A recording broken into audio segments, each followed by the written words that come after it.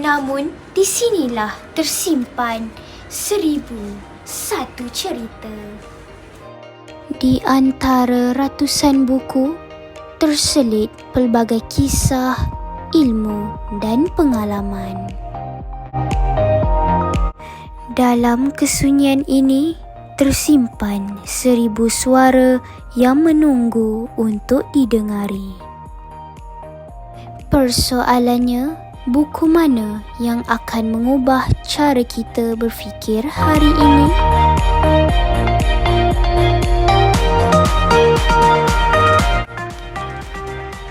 Tanpa membaca, kita hanya tahu sedikit tentang dunia. Tetapi, dengan membaca, kita mampu berfikir dengan lebih matang, bercakap dengan lebih yakin dan membuat keputusan dengan bijak. Membaca mungkin kelihatan kecil, tetapi kesannya besar dalam kehidupan.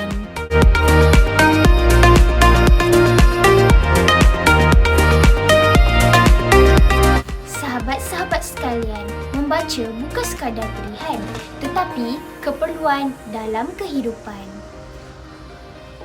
Dekatilah aku tidak sekadar bercerita.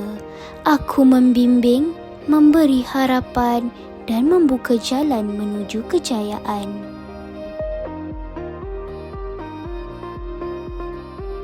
Setiap pilihan membawa makna, kerana satu buku yang tepat mampu memberi inspirasi sepanjang hayat.